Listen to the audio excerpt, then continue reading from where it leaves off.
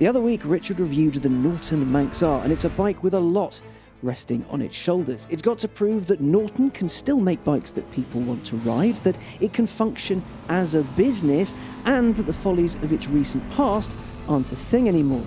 Most recently, a pension scandal that's had huge knock-on effects for plenty of people, and the man behind it, it's been said, should have gone to jail. It's nearly died so many times that we can legitimately have a counter. So we're going to have one. I'm wearing my story suit, so it is time for a story. And this one starts over a century ago. If you're lucky enough to remember 1898, congratulations, I hope your letter from the Queen was well received. For the rest of us, it's when Norton was founded. It started life as a bicycle manufacturer under James Landown Parr Norton in Birmingham. His bicycles were by all accounts excellent, but times were changing, and Parr was a clever chap. In 1902, he started putting 143cc single-cylinder engines on his cycles. The bike was called the Energette. And while it wasn't the first motor-powered bicycle by any means, it let people get around a bit quicker, and that wasn't the norm for the turn of the last century. In 1907, Norton took a Peugeot engine bike to the first ever Isle of Man TT, and it won the twin-cylinder category. Being the first winner, it kind of set a standard by which others would be judged. But it earned a reputation for doing things right. Business continued, bikes were built, and customers were happy until financial troubles came a-calling. Time for the counter. Bing, bing. 1913, the world on the brink of war, Norton's first incarnation hit financial trouble and was on the edge of going under. It was bailed out and Norton Motors Limited was founded. New company co-director Bob Shelley brought his brother in to design the first Norton race bike, the BS 490, which went on to set record after record in 1914. That same year saw James Norton, alongside his daughter Ethel, create the curly N logo, the one that makes a Norton look all Norton-y. World War I did put a small break in proceedings, but in 1919 the company came back, and then some. Norton aimed its machines at people who wanted speed and reliability, and that's exactly the type of people they got. That was the hook that kept people coming back for new and more exciting machines time after time.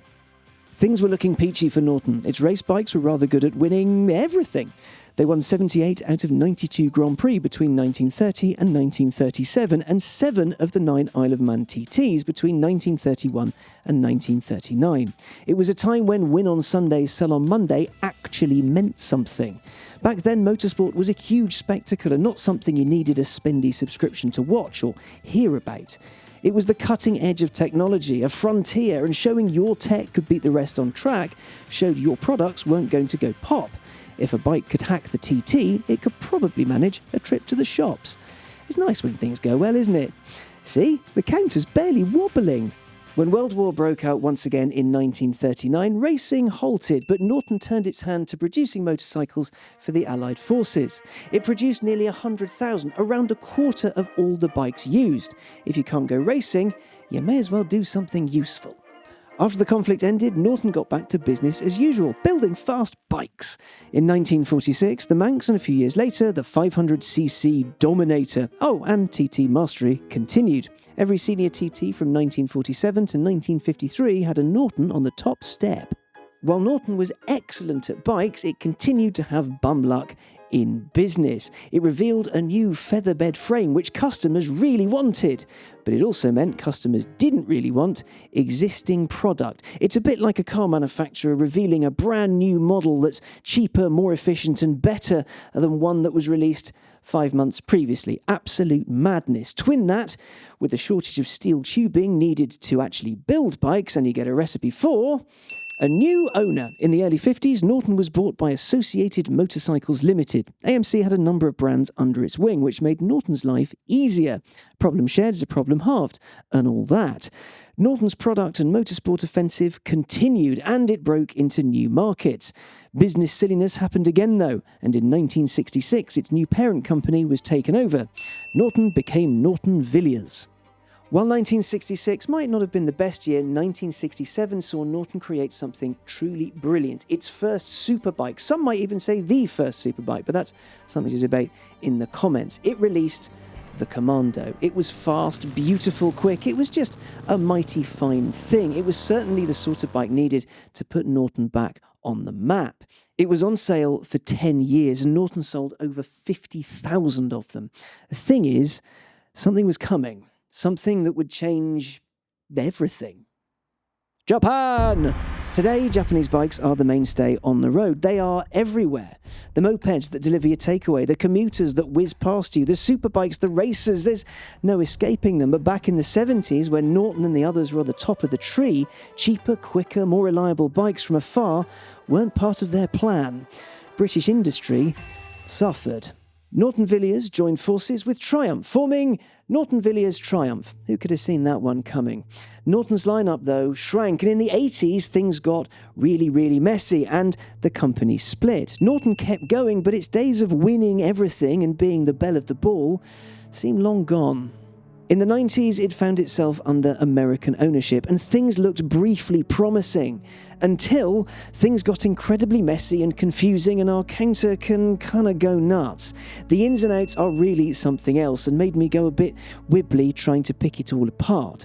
Pa Norton's company, it was on life support. It's here that it would be really nice to say that a knight in shining armour stepped in and saved the day valiantly. Well, in 2008, a man called Stuart Garner took over the company and promised to bring it back from the brink with many wondrous things. New bikes, a new marketing offensive, a bright, shiny future for a British brand that really deserved a seat at the table. The UK government got involved in everything, and then everything fell over. Why? Well, if there wasn't a bleep machine, it would be because you could quite safely say Stuart Garner acted like a complete and total Garner's business practices were, and this is being polite, less than brilliant, and in 2020 Norton went into administration. There were reports of unpaid taxes, and then the biggie. There's plenty out there about what happened, and this is lifted directly from The Guardian because lawyers, but in 2022 he faced up to 2 years in prison after pleading guilty to illegally investing millions of pounds of people's retirement savings into his own businesses. He was handed an 8-month sentence suspended for 2 years. Lives were ruined, pensions gone.